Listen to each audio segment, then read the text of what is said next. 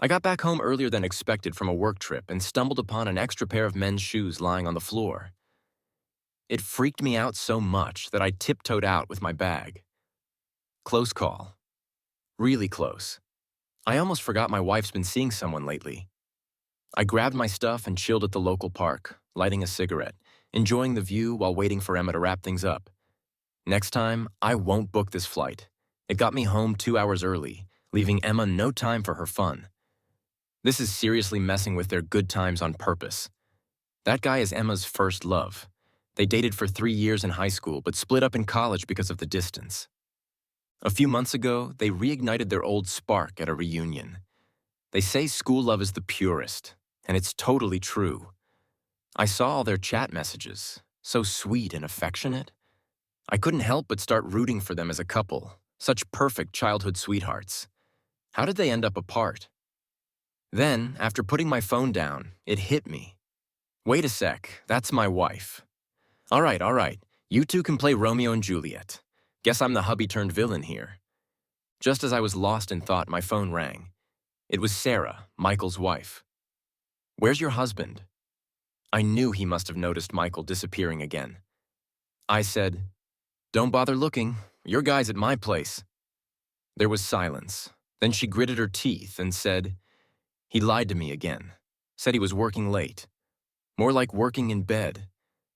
How many times this month? I checked my notes. 12 times. I answered honestly, they're so sweet together. Has your husband mentioned divorce? She said, no, that's weird. Emma's been pressuring him a lot. Last week, she almost confessed to me. Scared me half to death. Thought I was going to get divorced before I could even get my revenge. Can you stop kidding? I replied. Okay, I'll chill. But seriously, I can't wait anymore. I'm ready to move. Everything's on track. No issues on your end?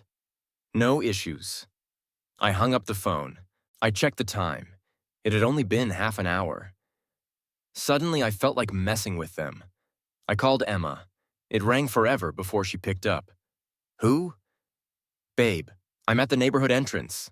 Miss me. Ah, Emma screamed. Weren't you supposed to arrive in over an hour? I came early. Surprised, caught off guard. Oh, so surprised. I heard rustling on her end. Guess they were freaking out. Babe, you've got a lot of luggage. Right, why don't you hang out at the entrance for a bit? I'll come down to get you. Emma quickly thought of an excuse, showing some quick moves. No need, I said. I'm almost at the building. I'll be there in 10 minutes. By the way, we're out of soy sauce at home. Can you grab a bottle from the supermarket on your way? Oh, and we're low on hand soap too. Get lost. I hung up. I considered myself a nice guy, slowed down a bit to give them extra time to prepare. Then, right at the building entrance, I bumped into Michael. The moment he saw me, he froze. Then he ducked his head and hurried past. His hair was messy, eyes panicked, shirt buttons misaligned, and his pants were sagging. Hey! Just as he was about to leave, I called out to him. He froze, too scared to turn back. I held back a laugh and pointed at a business card on the ground. You dropped something, buddy. He sighed in relief, picked up the card, and rushed off, dropping his briefcase in the process. Papers went everywhere. Looks like he came straight to my place after meeting a client. Talk about making every second count. I was almost swept away by their love again. I took the elevator up, went inside, and entered the code. As soon as I walked in, a strong scent of air freshener hit me. Emma was in a rush, blocking my way. Her face was flushed, breathing uneven, and her clothes were a mess. What were you doing at home? I dragged my luggage into the bedroom. You look exhausted. Emma followed, blocking my view of the bathroom. It seemed like they hadn't had time to clean up. Just some deep cleaning, she said guiltily. The bed was piled with clothes, and the sheets were a mess. I sat on the bed. The blanket was still warm. Do you smell something? I sniffed the air. Smell what?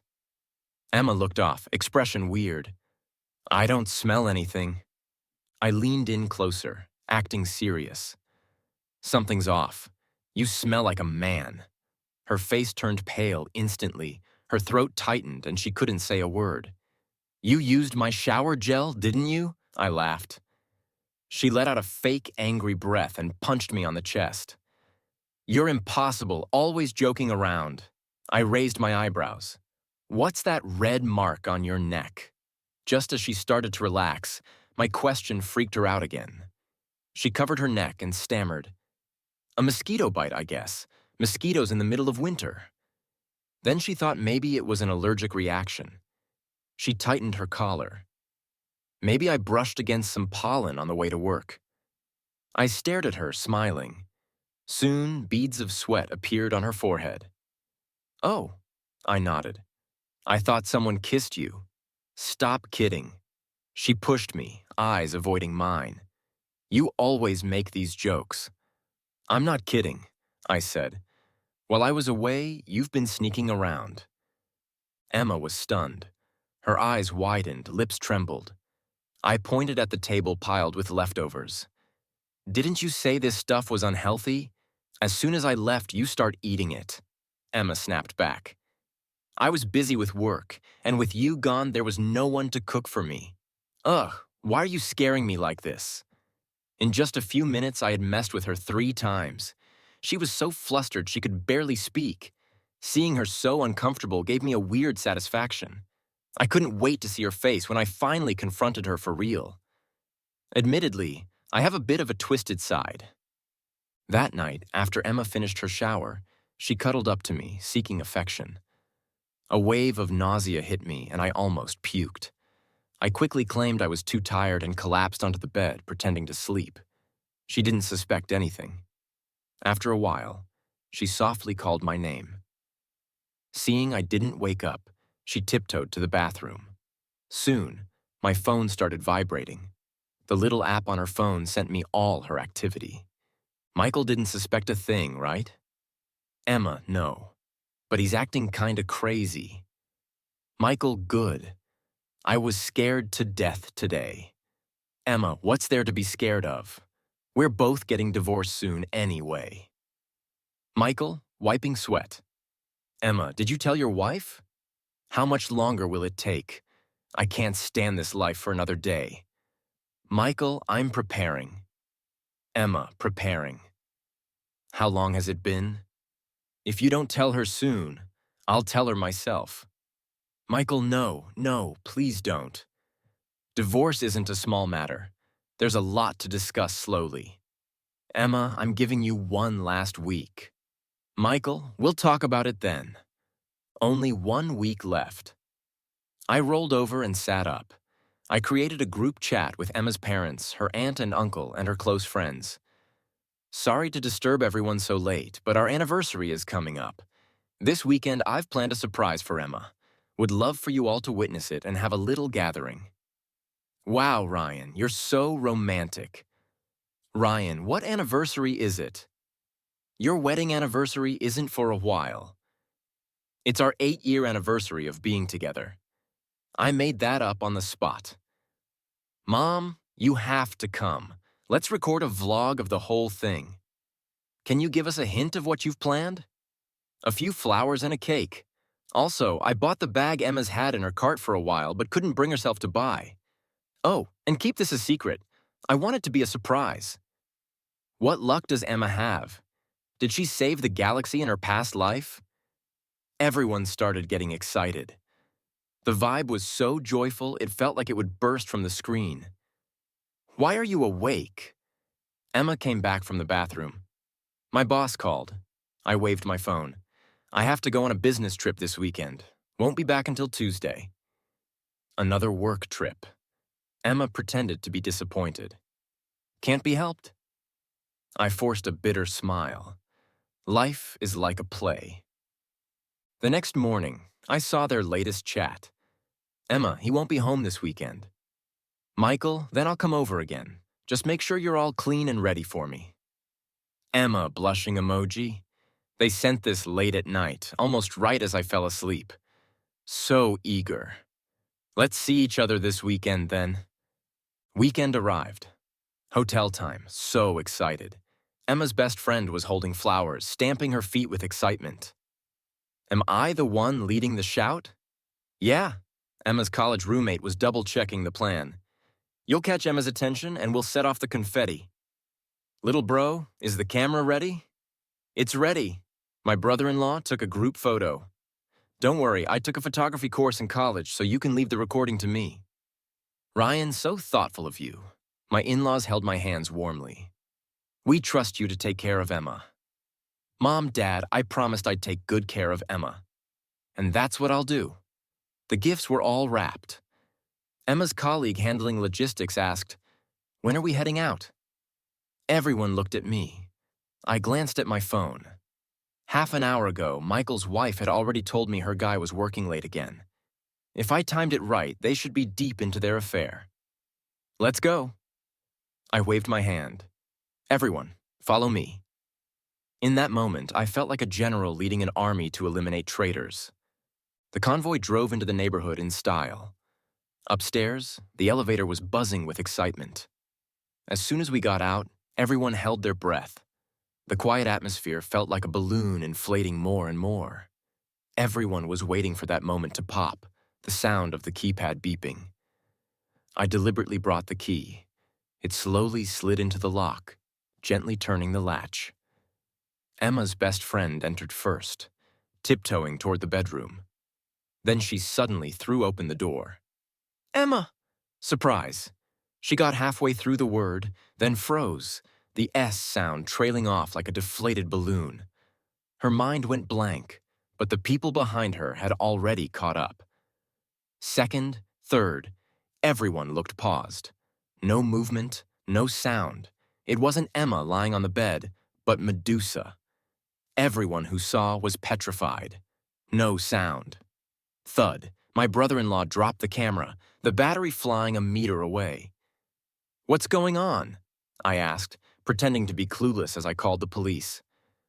I walked toward the bedroom. My brother-in-law stepped in front of me, his face flushed, eyes avoiding mine, but he instinctively grabbed my sleeve. I looked straight into his eyes, curious how he'd defend his sister. He looked almost pleadingly. Don't get violent. Let's talk this through. Misunderstanding. I pretended not to get it, scanning the room. Everyone lowered their heads in unison. No one explained, but automatically made way for me. I saw on the messy bed a pale-faced man, stark naked, looking embarrassed.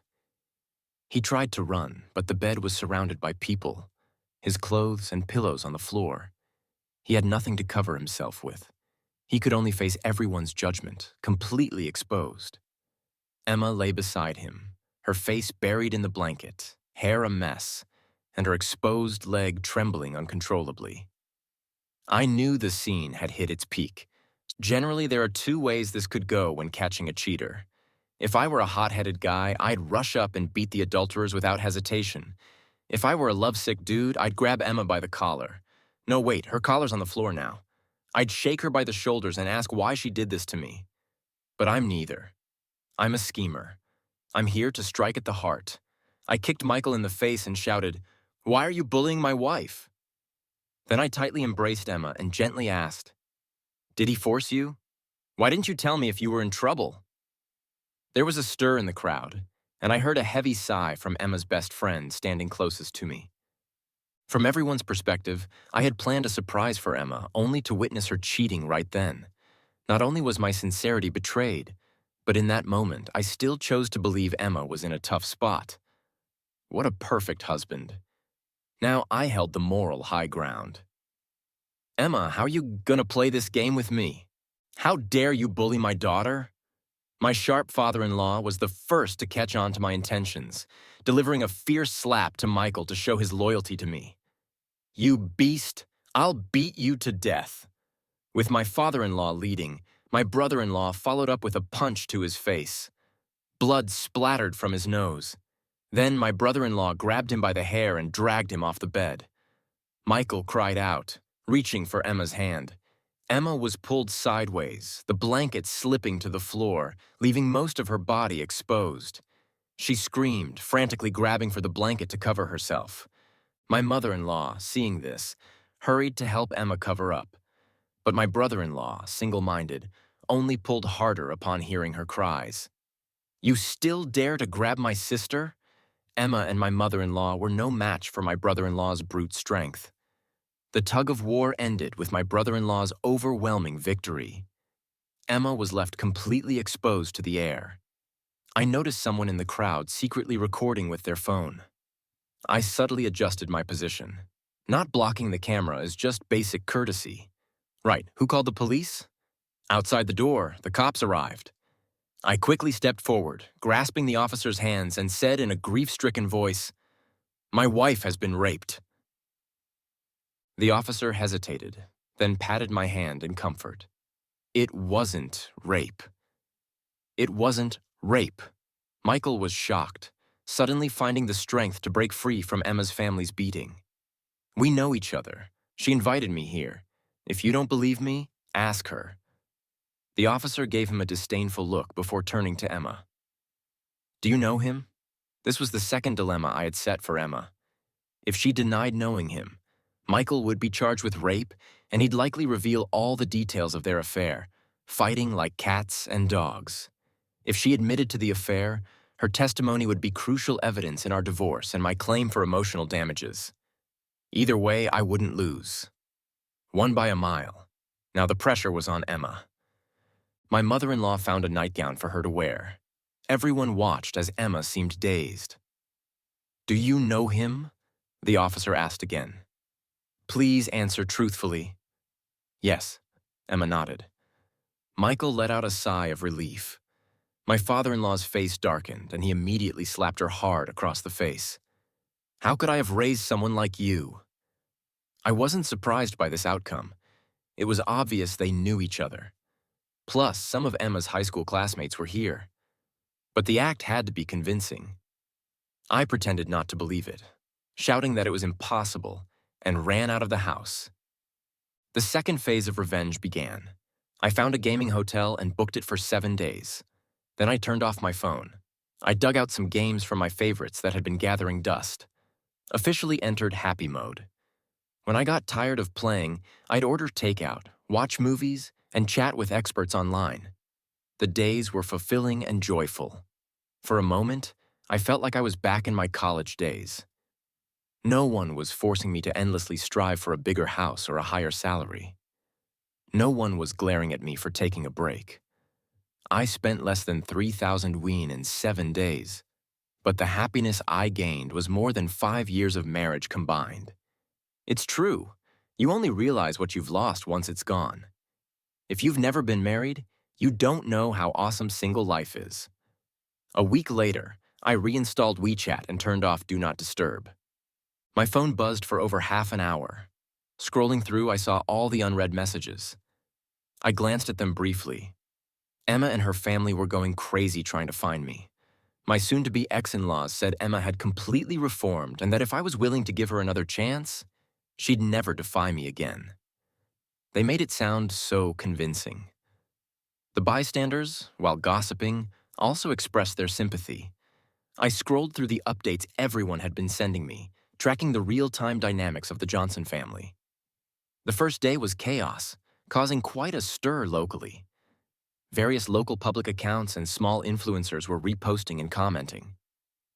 I was included in the material for why men don't want to get married anymore. On the second day, Emma's entire family stayed home. The neighborhood gossip almost drowned them in their own house. On the third day, Emma's workplace issued a statement saying her actions had severely damaged the company's image and reputation, so she was fired. Emma didn't dare go back to pack her things. The company sent someone to throw all her stuff into the trash. On the fourth day, I was thoroughly enjoying myself. Then her family called. "Hello?" I answered. "Ryan, you finally picked up the phone." Her father sounded as excited as Columbus discovering the New World. "Where are you?"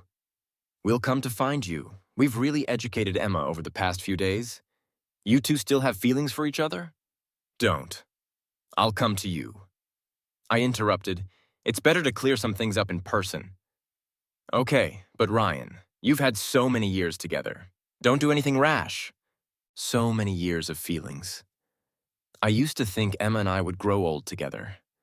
But it wasn't until I saw the chat logs that I realized. All those years, there was always someone else hiding in the cracks of our life. Emma didn't pursue me because of the steadfast and ambitious personality she claimed to admire, or because I looked handsome while working. Those were just empty reasons. The truth was, Michael was flirting with another girl and she couldn't stand it, so she rushed to find someone else to get back at him. 3 years later, we got married, and she moved up the wedding by half a year, not for better timing, but just to marry the day before Michael. To spite him, a couple of years ago, Emma got pregnant but had an abortion without consulting me. She said it was because her career was on the rise and we were still young, so we could have kids later. But in reality, Michael had moved back to his hometown, and they reconnected. In romance novels, there's always a plot where the unforgettable first love comes back, and they get back together after years apart. But if you want to stay true to your love, then stay true. Don't get married if you're not committed. You two are so remarkable, so noble, playing out your drama and dragging me down with you. It's utterly disgusting. My brother-in-law was already waiting at the neighborhood entrance. As soon as he saw me, he eagerly came to greet me, wearing a hat and mask, looking like he didn't have the face to show himself. On the way, he tried to speak several times but couldn't say anything, eventually just patting me lightly on the back. His parents also looked at me with guilt. After all, I was now unshaven, with sunken eyes from staying up all night playing games. My eyes were bloodshot. I looked like someone deeply hurt by love. Ryan, this was Emma's fault. We've already scolded her harshly. Do you think you can— I raised my hand to stop her father. My voice was hoarse. Where is she? It's better to talk things out in person. Yes, Ryan is right. Let the young people sort it out themselves. Ryan is a good guy. I trust he'll handle this properly. Her mother said, You can scold her or hit her, but life still has to go on. I pushed open the bedroom door. Emma was curled up on the bed, staring out the window. When she saw me come in, she flinched and didn't dare look at me. It had been days since we last saw each other, and she looked much more haggard. Her lips were dry, eyelids swollen. Clearly, she had cried a lot. Why was she crying, regretting it? Regretting not being more careful so I wouldn't have found out. Ryan has something to say to you. Make sure you say it properly, her mother reminded her, clearly worried. Do you remember what I told you earlier? The door closed. The room suddenly fell silent. Emma kept staring out the window, but her knuckles turned white as she gripped the blanket.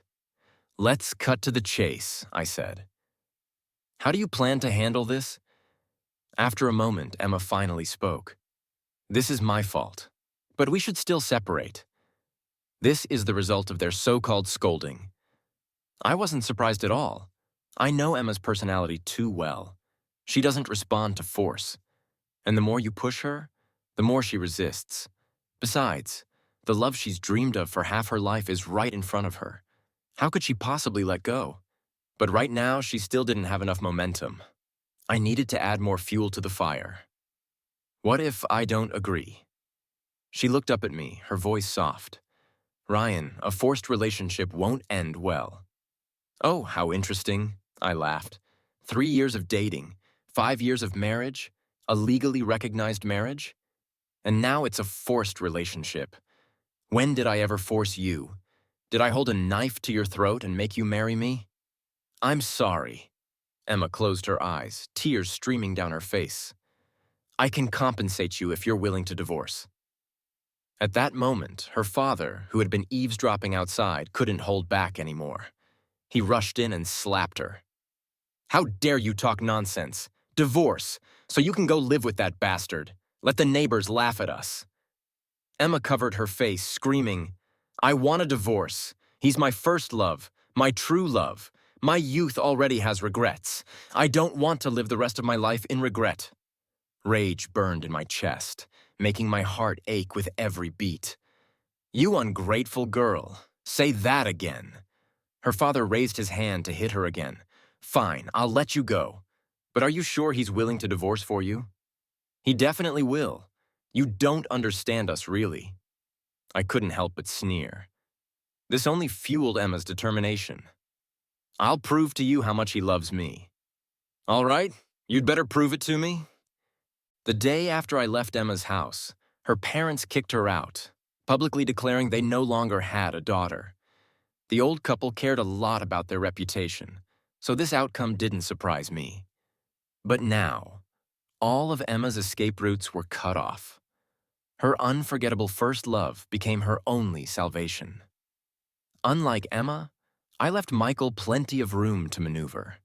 First, his wife was still pretending to be completely unaware. Second, she and Michael didn't share the same social circles, so there was no one to spill the beans. Even if Emma couldn't leave her house for a while, the impact on Michael was close to zero. He was still going to work, drinking with friends, sleeping, eating, just easing his conscience. He'd tested the waters with his wife a few times. The reason he was so afraid of his wife was that he relied on her for his livelihood. A couple of years ago, he went all in on stocks, lost everything, and lost his job. But with his good looks and smooth talk, he managed to latch on to a wealthy woman. His wife was the only child in her family, and they owned 2 factories. In recent years, even though Michael had taken on a nominal second-in-command role in the company, and his father-in-law showed signs of giving him more power, the stocks were still in his wife's name. Michael might look like he was living large, but he could be replaced at any moment. Whether he was a man or a dog was entirely up to his wife. So the $1 million annual salary and bright future he boasted about to Emma were heavily exaggerated. No wonder Emma, even if she had to leave with nothing, was determined to divorce me, a domineering CEO, and reunite with her first love. All the romantic drama tropes were there. According to romance novel logic, I, the second male lead, was destined to be crushed under the hero's feet. But unfortunately, reality wasn't a romance novel. Even Michael's love for Emma was questionable. People involved often couldn't see the truth. Emma thought Michael was already plotting a grand divorce plan. In reality, it was clear to me. Michael just wanted to keep stability at home while enjoying excitement outside. His wife was out of town, giving him children. Michael was by his side, risking everything for him. He spent his wife's money and enjoyed Emma's love. He seemed to have taken all the good things in the world for himself. As soon as the cooling-off period for the divorce ended, Emma and I quickly went to the Civil Affairs office to finalize the divorce. Emma signed the papers quickly, without hesitation. She even had her makeup done. It looked like she had a date lined up afterwards, leaving without a trace of reluctance. I extinguished the last bit of pity I had. I turned around and called Michael's wife, telling her today was the day to wrap things up. At exactly 6 in the evening, the app notified me that Emma had ordered takeout and even requested the delivery person to bring a pack of cigarettes.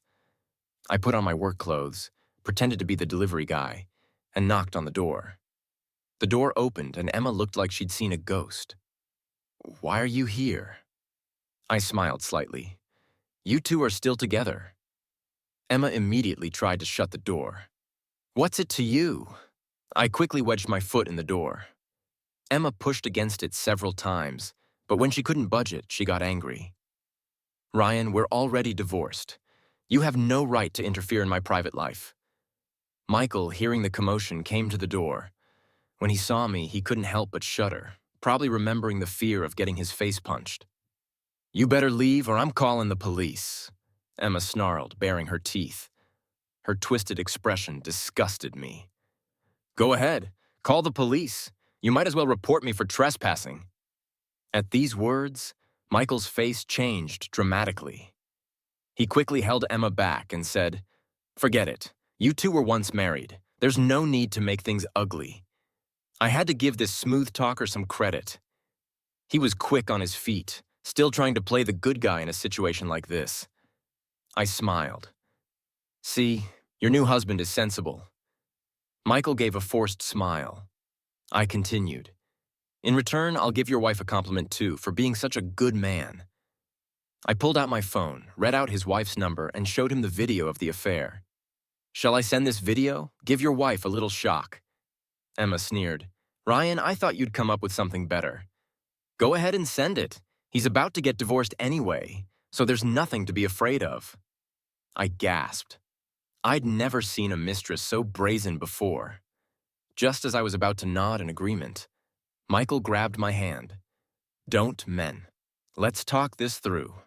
Emma's smile froze on her face. Ryan. Well, what do you mean? He ignored her completely. Do you need money? I can give you some. Name your price. I laughed. Aren't you in a hurry to get divorced? His expression turned sour. Emma gritted her teeth, grabbing his arm to confront him. The moment he turned his head slightly, I made a move to send the video.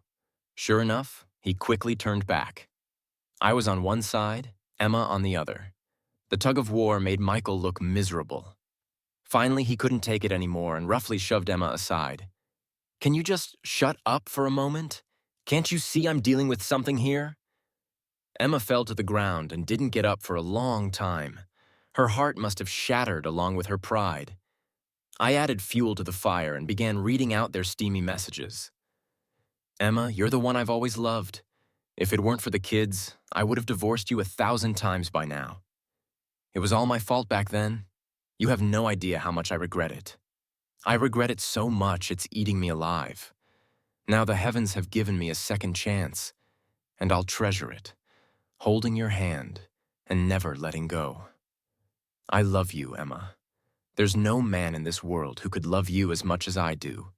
I read a few lines, then paused, clearing my throat, almost choking on the cheesy lines. Stop, stop.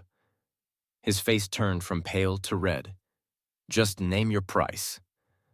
I don't want your money. Don't think everyone's like you, obsessed with money, I said.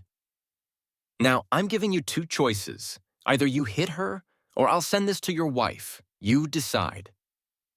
Almost the moment the words left my mouth, he slapped Emma without hesitation. Smack. The sharp sound echoed in the air. The world suddenly fell silent. Emma turned her head away, her hair falling over her face, and a red handprint slowly appeared on her pale cheek. She sat there, frozen, and slowly, tears began to stream down her face. Her body started to tremble.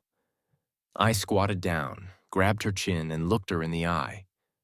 Word by word, I said, "Is this the love you wanted to prove to me? The great love you're willing to ruin your life for? I really thought you meant more to him." After I finished speaking, it was time to make my exit. I had just sent the signal. Michael's wife burst through the door, her voice full of rage. "One, how dare you keep a mistress behind my back?" She stormed in with a few strong men, grabbed the smooth talker, and slapped him hard. "When we got married, what did you promise me? You live off my money and you dare to cheat on me. Divorce. We're getting divorced today. Get out of my house." The men grabbed the smooth talker by his limbs. He turned his head to look at me, yelling, "You said you wouldn't send it." I shrugged. My hand slipped. Then, his wife delivered a swift kick to his crotch. There was a dull thud. I could have sworn I heard something crack. His eyes bulged, his body curled up, and the veins on his neck stood out. His face turned so red it looked like it might start bleeding. It wasn't just me. Every man in the room instinctively clenched their thighs. The smooth talker lay on the floor, curled up like a shrimp. "Stop playing dead. Get up. Now. Immediately. We're going to the civil affairs office." "Wife, I'm sorry." He managed to squeeze out a few words, but his wife wasn't having any of it. And why would she? After holding back for so long, a few words from him wouldn't change her mind. He reached out to grab her foot, but she stomped on his hand with her high heel. "Wife." Seeing that she was about to leave, he quickly scrambled up to chase after her. The room soon cleared out, leaving just me and Emma. "Aren't you going to confront him? Make him choose between his wife and you?" I asked softly. "Are you really going to let this go?" Hearing this, Emma got up and ran out after them. And so, on a bustling street in the night market, people soon witnessed a curious scene. A woman walked briskly in front, followed closely by a man limping, his hands clasped together as he repeatedly apologized. Behind the man was another woman, hands on her hips, demanding, "Which part of what you told me is true? Do you want me or her? Make it clear." It was obvious to everyone that it was a mistress being caught. The onlookers loved this kind of drama. People began to gather around. A few bystanders, eager for more excitement, started live streaming on their phones. "Wife, please calm down." Michael was almost on his knees, begging. "You already have a stomach condition. Getting upset isn't good for your health." "Such a sweet talker," his wife sneered. "You're just saying that so if I die of anger, you can marry this mistress." The smooth talker looked like he was about to cry. "No, how could I? It was all her seduction." Emma, already irritated by being ignored, was now even more enraged. "You, explain what you mean by saying I seduced you."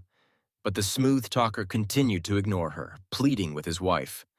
"Forgive me this time, there won't be a next time. The kids need a complete family." His wife retorted, "Even dogs know they can't serve two masters. I've spent all this money on you, and even if you were a dog, you'd at least know who your master is." Divorce. She spotted Emma, and her anger flared even more. "And you put my pajamas on her." "Damn it, Michael, you're really something." Hearing this, the smooth talker turned and ripped the pajamas off Emma. Rip! In the blink of an eye, Emma was stripped bare. Even I didn't see that coming. The smooth talker held up the pajamas like a trophy and offered them to his wife. "Wife, your things will always be yours." His wife was left speechless. "Are you sure this will work?" His wife and I were in a hotel room. Don't get the wrong idea, it was purely a strategic meeting. From the room's window, we had a clear view of his house. "Don't you trust me?" I smiled. "We've worked together for so long. Hasn't everything gone exactly as planned? I want to make sure he doesn't get a single penny." She was still a bit worried. "Don't worry, I had her tell the smooth talker that she wouldn't divorce him as long as he cut off all ties with Emma." He was quick to agree, even offering to record the entire negotiation to prove his sincerity. Knowing him, the things he'd say during that recording would be incredibly cruel. And Emma, with her reputation in shambles and everyone turning against her, with her personality, there was no way she'd just let it go. The negotiation was scheduled for today. I lit a cigarette, leaning by the window, waiting patiently. Hours passed, and there was still no movement from the house. His wife wanted to send a message to check in, but I stopped her. I had a feeling something big was about to happen.